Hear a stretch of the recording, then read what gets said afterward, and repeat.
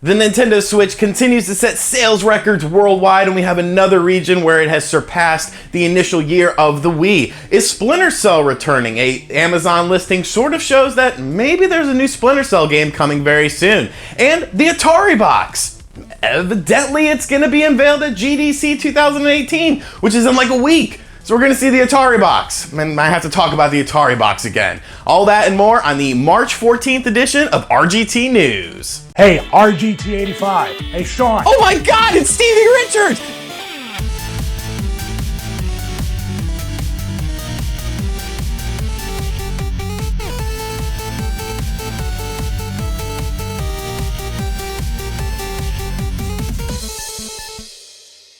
So the Nintendo Switch has been a very successful system for Nintendo after the failures of the Wii U. Nintendo has really found their stride with this system. A great first-party lineup, interesting third-party ports, everything runs well on it, and of course you have the ability to take this system wherever you go. So it's been resonating with a lot of gamers. But I didn't think it would be nearly as successful as the Wii was, because the Wii sort of catered to a new market. You know, Wii Sports was its own little entity. People would buy a Wii, they would get the Wii Sports, and that would be all they would play on the system. It wasn't necessarily as much for gamers as the Nintendo Switch is. So to see regions like North America, the USA, where the Nintendo Switch is outselling the Wii and outpacing the Wii, it's been pretty impressive. And today we had another confirmation of another region where Nintendo of Germany had announced that the Nintendo Switch has sold 650,000 units in its first year on the market, which surpasses the Wii. So once again, you have this momentum of the Nintendo Switch where it just won't slow down, and it's still selling very well in Japan, it's still selling very well in North America. It's pretty much just a worldwide phenomenon where people want this interesting hybrid system to be able to play their games anywhere they go. So Germany is another area where the Nintendo Switch is selling very well. We've heard about it in France as well, and of course the United States and Japan. So it'll be interesting to see how long it can keep up this pace. Do you think that the Nintendo Switch will end up outselling the Wii? Me personally, I don't think so, but maybe it could. Let me know in the comment section down below if you think it can. If you were a PS2, a PS3, an Xbox, and Xbox 360 gamer, there's one franchise that you guys probably remember that was a very solid stealth franchise. It was even on Nintendo platforms at that time, and that is the Splinter Cell series. Ubisoft pretty much just oversaturated things with the Splinter Cell series though, and after releasing it seemed like a game a year, it's been very quiet for Splinter Cell. The last time we've seen Splinter Cell was back in 2013 with Splinter Cell Blacklist, which I thought was a pretty fun game honestly, but since then it's been 5 years of no Splinter Cell. But is that about to change? An Amazon posting for Splinter Cell 2018 crept up onto Amazon and people were like, what is this? And then all of a sudden Amazon took it down after people started talking about it. Usually where there's smoke, there's fire in my opinion. I don't think that this was an inadvertent thing. I think maybe we're gonna see something announced by Ubisoft at E3 2018 concerning the Splinter Cell series. It's been nearly 5 years since we've seen a Splinter Cell game, and I think now's as good of a time as ever. The stealth genre is still an interesting genre. Nobody's really doing it too much right now, so I would love to see a return to form for Splinter Cell. I would love to see it on all platforms, of course, and it will be interesting to see if Ubisoft does announce something at E3 2018 and Amazon just maybe jumped the gun with it. So would you like to see a new Splinter Cell game? Let me know in the comments.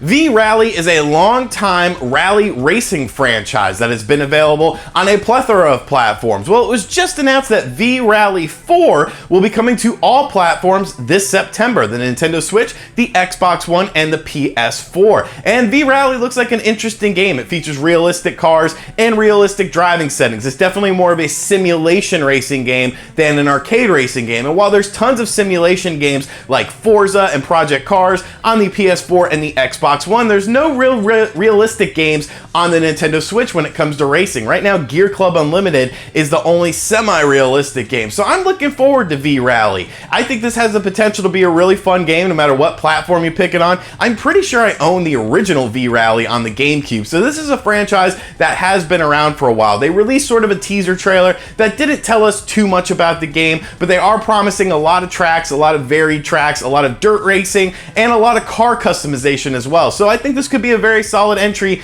in the V-Rally series, and it's a game I'm actually looking forward to now. Game Developers Conference 2018 is taking place in San Francisco. It is happening between March 19th and March 23rd, and there's a big surprise coming to this thing, and it's actually surprising to me if it actually happens, and that is the Ataribox. So Atari sent out a little presser that they are unveiling a prototype of the Ataribox at GDC 2018. Now, if you don't know what the Ataribox is, even though I've done several videos on it, that's just another reason why you should subscribe. Let me get you up to speed on this system. So this was announced by Atari as a sort of next-gen platform that was intended to compete with the PS4 and the Xbox One, and no games were announced, but they did announce real wood for the system. That was their big driving point of the system. It had real wood.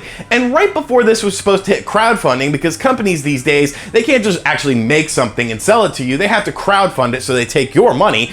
They ended up canceling or delaying the crowdfunding project. And to me, it just felt like a huge scam. I did a video talking about how I felt it was a scam, because the day before they're about to announce the system and unveil it to the public, they hadn't shown a single game. They haven't talked about a single game, a single price point. You know, they said that it would be around that $300 range, which is absolutely insane to me, but they didn't say anything about games. Like, why would a person buy a system and they know nothing about the games? And so then things got very quiet. We didn't hear anything from the Ataribox, and now all of a sudden it's gonna evidently be at GDC 2018, and I think this is going to be an absolute crap show. I think whatever they're going to show is not going to be indicative of what the system is going to be. I have no faith in this product, and I don't think anyone should have faith in this product, because it's sort of blind faith. You're just getting your hopes up for something that's probably not going to exceed any expectations, meet any expectations, or even come halfway close to meeting any expectations.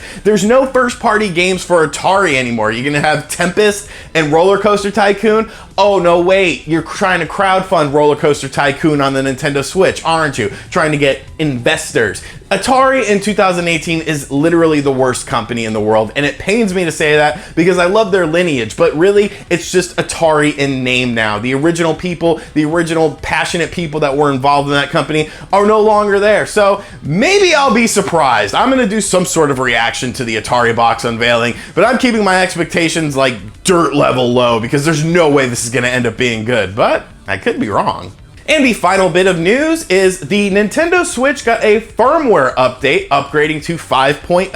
Now, a lot of people were hoping that this firmware update would add some sort of online stuff, add some interesting features, but it really didn't. The main feature that was touted was that you can now add friends from your Twitter and Facebook account that have a Nintendo Switch linked to their account on your Nintendo Switch. So it's another way to add friends that's pretty easy instead of using, of course, the friend code. There's been some other sort of things going on. It did some sort of update with the Joy-Con that Nintendo did not list in their press release details. Also, some controllers are having, third-party controllers are having trouble now after the update of this system. There's another thing with controllers where the Nintendo Switch can now recognize what sort of Pro controller you're using, whether it's the standard or the Xenoblade 2 controller. And some additional headsets are now able to run on the Nintendo Switch, which was sort of another thing that was not included in the press notes. So the headset thing is kind of interesting to me, because it sort of seems like they could be gearing up for that Nintendo Online service that's coming this fall, and adding in features, sort of just adding them in and not talking about them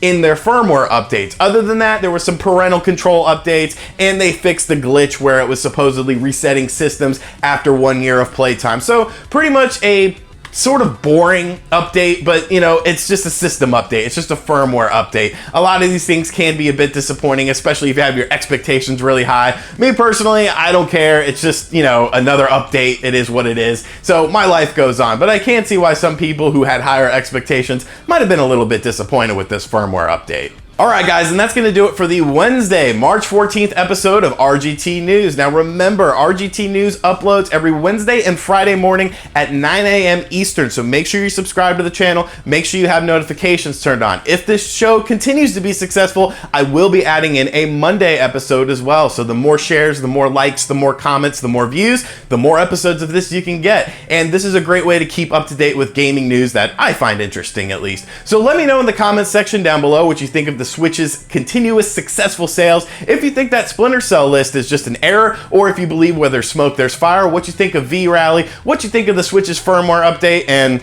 I guess talk about the Ataribox too. Hashtag RealWood. We're gonna get that trending one day. Hashtag RealWood for the Ataribox. Thank you guys for checking out this video. If you're new to the channel, make sure you check out all the links in the description box down below. There's Patreon, T-Search, social media, all sorts of ways to keep up to date with everything going on in the world of RGT85. And I will catch you guys on the next video. Later. RGTNEWS! RGTNEWS!